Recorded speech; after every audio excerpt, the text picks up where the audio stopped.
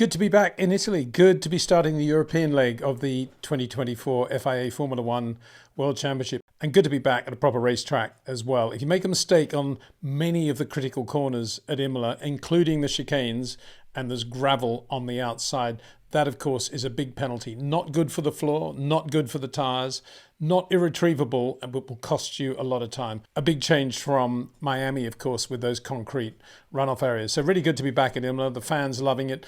Although the hills today, the lovely vantage points at Imola, didn't look to be completely packed. I'm sure that will change over the weekend as the news passes that Charles Leclerc and the Ferrari looking really, really good going into this Grand Prix. So let's talk about that. Ferrari with upgrades here. A downgrade in one respect, taking off all that blue from the car. A bit of a shame. I think I quite liked all that light blue they had in Miami. But nonetheless, plenty of technical upgrades on the car. And the result is a Ferrari that's pretty quick in a straight line and seems to have lost none of its grip and balance, right there with McLaren now. McLaren possibly still a shade quicker in a straight line. They've done a really good job as well. But in terms of grip and balance, not much now between Ferrari and McLaren. Both teams looking really good. Both teams approached the day quite differently. Lando Norris had a few issues, didn't spend a lot of time putting together a quick run on soft tyres, and was the first driver out there with fuel in the car in FP2 doing a long run, sort of Max Verstappen style, what we've been so used to seeing Max and Red Bull doing over the last 2 or 3 years, really doing the homework well. Also in those long runs, Lando running the medium tyre and Oscar Piastri on the hard tyre, and Oscar meanwhile doing more runs on the soft tyre and getting a really quick time out of that and finishing the day P2 to Charles Leclerc. So really good. But let's talk about Ferrari and Charles Leclerc. Charles and Carlos Sainz both looked good in the car. As the day progressed, Carlos looked a little bit more ragged, had a few more offs, and I guess with those and the gravel he backed away a little bit from his margin of error, whereas Charles just stayed right on it to the point where he was so confident towards the end of FP2 that there was Sergio Perez on quite a quick lap going into Tosa, which is the left-hander, at the end of the first straight as they go up the hill.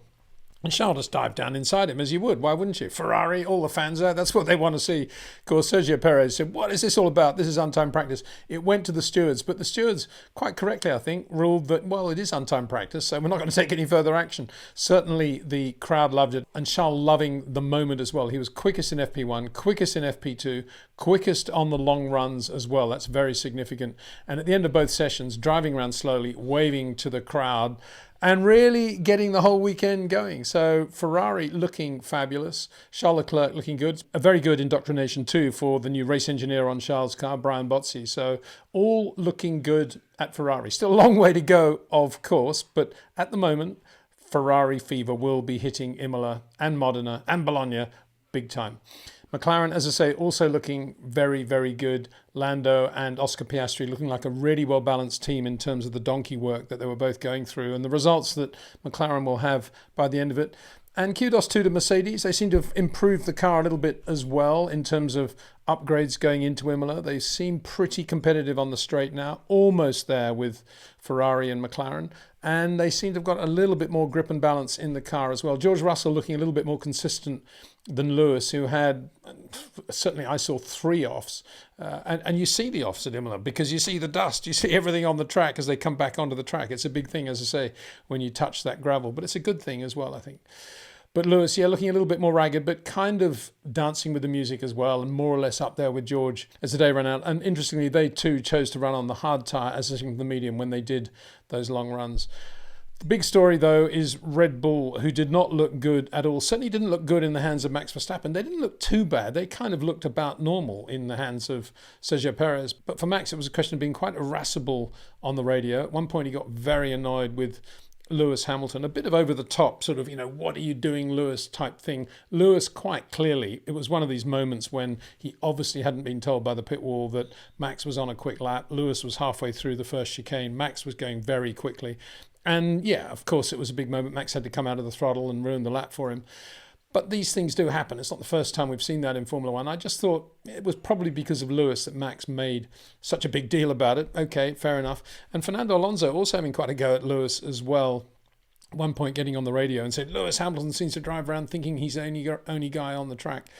So Lewis Hamilton, he's going to get this, isn't he? He's going to get darts thrown at him because he's the guy going to Ferrari. And everybody's thinking, I suppose, his opposition are thinking, his peers are thinking, well, he's had such a good run, he had such a great car, he won those 7 titles, and now he's going into Ferrari, what a drive. Well, and then all we need is Adrian Newey to go there as well. It's all going to, everybody, you can see it's annoying quite a lot of people, this whole thing. But I think from Lewis's point of view, he's just because water off a duck's back, been there, done that, and he's not looking great in the car, but it'll be interesting to see how he does go as the weekend progresses compared with George Russell. That's obviously the yardstick from which we can judge Lewis at the moment.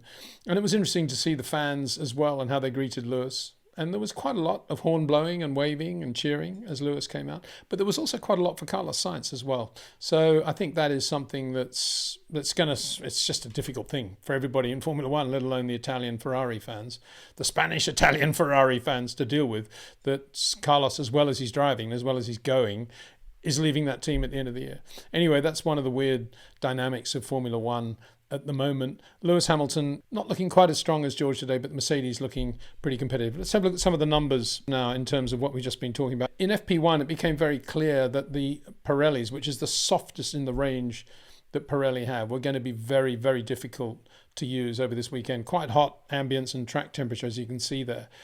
And whereas Ferrari and Mercedes and McLaren were able to put together a reasonably balanced lap in terms of the 3 sectors, Red Bull seemed unable to be able to do that. Max particularly, always super quick in sector 1, very quick by sort of margin of 2 or 3 tenths, which only Charles Leclerc managed to pare down right at the end when they're on soft tyres in FP2. But Max, for the most part, very, very quick in sector 1 and unbelievably slow and complaining a lot in sector 2, which is the run through the left-hander down to Acqua Minerale and then up to the Variante Alta at the top of the hill there, the second chicane.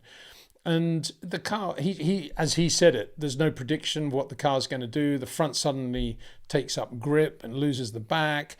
No feel for what's about to happen, which maybe I'm being too simplistic here, but to my mind adds up to the Pirelli temperatures being all over the place. And that is a sure sign when things are that unpredictable and changing that quickly, that the tyres are overheating and they're doing too much, putting too much load or energy or whatever it is through the tyres. And that's what Max is doing. I thought that he would, that was clear in FP1, and I thought in FP2 they might back away from what they were doing in FP1 and just focus on Sector 2, but it seemed to be the same pattern in Sector 2. It's as if they were sort of, is this really happening to us? And I thought in FP1 as well, Red Bull was sufficiently not as quick as McLaren or Ferrari in a straight line to think that they would probably take some downforce out of the car, therefore take some load out of the tyres as well and get some more top speed. But they didn't do that for the second session. Let's see if they do that for tomorrow. It'll be interesting to see. That has to be balanced again, the track picking up grip and being a different circuit as this weekend progresses. Of course, that's a given. So yeah, it'll be fascinating to see how Red Bull extricate themselves, assuming they will, going into the weekend, because there's some quite big issues there. As you can see, Max 17.2, that was with soft tyres in FP1. Normally, Charles Leclerc's doing a 16.9. Normally, Max, sometimes he's not that quick in the first session, but normally he does a 17.0 maybe if Charles is doing a 16.9. And as you can see there, for Charles, a nice fillip for him to be the only driver under 1:17. Nice little cameo in FP1 was by Oliver Behrman, who, as a Ferrari Academy driver, he's already driven very well, as we saw in Saudi Arabia when he replaced Carlos Sainz, was in the Haas Ferrari for FP1. It's quite difficult, you would imagine, jumping from F2 to F1 the way Oliver Behrman did. But you can see there, I mean, he was pretty good on the soft tyre, there or thereabouts, with Nico Hülkenberg having quite a lot of brake trouble in that first FP1. But look at what they did when they put fuel in the car. Long run for him, medium tyres. This is a circuit, I wouldn't say it's easy to make mistakes at Imola. What it is if you do make even the smallest mistake, it will be penalised big time. So if you're going out and you've got one run in a Formula One car, you've got to be pretty confident of what you're doing. And look at the consistency. This is what I brought this up. Look at the consistency of his times with fuel in the car. It's just really impressive, I think. 21.8. 4 21.8s in a row, then a 22.0 as the tyres are going off slightly, 21.9, reflecting absolutely perfectly the performance of the tyres, 22.0, 22.3, 22.4, 22.3, 22.4, 22.5. Working with Mark Slade, an enormously experienced engineer from the McLaren days, Renault days as well. What a great performance that was. That was really good to see. Really enjoyed watching that. Then we moved into free practice 2. You can see, I'm sure everyone can see elsewhere who was quickest on the soft tyre. But for me, what was really interesting there were the long runs and how those long run times mirrored the soft tyre runs. Charles Leclerc, 20.0 with fuel in the car. Good long run, very impressive, very few mistakes, looked confident, scything his way through the traffic, and that's a quick, no one was quicker with fuel in the car, so that's a huge thing for Ferrari. Oscar Piastri, similarly really good, slightly longer run than Charles as well, did a very, very good job all day. He was on the hard tyre, as were the two Mercedes drivers, everybody else on the medium. Lando Norris on the medium tyre, he did the longest run of all, so bear in mind he probably had the most fuel and had to do the most management of the tyres, so a very, very good run by Lando Norris as well. So that 20.3 just shows how competitive he is. They were running Flovis on the car in FP1, a little bit of FP2. He's doing a lot of homework, a lot of, as I say, he was just looked like sort of Max Verstappen and Red Bull. This is how they used to be when everything was working perfectly. Lando seems to have adopted that mantle, for now anyway. Sergio Perez showing that Red Bull aren't completely out of it, 20.3 to Max's 20.6. Sergio looked more composed in the car today. Max not happy at all with the way the tyres are going. But then again, nobody was as quick as Max, apart from Charles right at the end on the soft tyre. No, but certainly with fuel in the car, nobody was as quick as Max through Sector 1 consistently. And that's where he kept hammering the tyres, it seems, and just lost grip and lost balance in Sector 2, which is a really important sector with a lot of corners in it. And that, of course, adds up to why Max is only there. And he found it all very frustrating. And one of the problems he's got, possibly, is how actually to be kinder to the tyres, to put less heat and energy through them in Sector 1 at Imola. Because what it is, it's braking for the chicane. What it is, it's Max and his change of direction and how quick he is through that chicane. And then on the run down to Tosa, into Tosa. And that is just Max Verstappen. And he would find it quite difficult, I think, to find a way of not using the tyres that much. And it'll be interesting, I think, to see whether Red Bull take downforce out of the car now to let the tyres breathe a little more, to give themselves a bit more top speed, and to see whether that is the solution to their problem. I predicted that's what they might do at Miami, and they didn't. But then they didn't have a very good race either. So we'll see what happens tomorrow when we compare the top speeds. George Russell, 20.6, good-ish on Mercedes, as I say, improving from where they were. Carlos Sainz, 20.8, not quite as impressive as he normally is on the fuel runs. A few more gravel spraying incidents than Charles for Carlos. And I think, given his situation, given the fact that this is Imola, this is a moment when, being a slightly long corner driver that does rely on late braking and getting that turn in absolutely perfect and having a high minimum speed, this is a circuit where he's going to back away a little bit just to find the sweet spot of not making errors, and that will probably cost him a tenth or two alongside Charles here. That seemed to be what was going on today. Maybe it'll change tomorrow as the circuit picks up more grip. Lewis Hamilton, 20.9, didn't look quite as good as George overall, seemed to be a little bit more ragged in the car, but nonetheless accentuating again that Mercedes has done some pretty good work, because look where Fernando Alonso is, for example, and how quick Aston Martin were. It's a little bit like last year, isn't it? Aston Martin starting the year so well. Fernando Alonso not looking great on the soft tyre, and on the fuel run, 21.3, slower even than Yuki Tsunoda, who I got to say again was a star. Looked really, really good in the Red Bull B team. And in FP1, when they're out doing the short runs, Max 17.2, Yuki Tsunoda 17.3. So, great job, again, by the Visa Cash App team, not far away from Imola course in Faenza. So, very good news for them as well.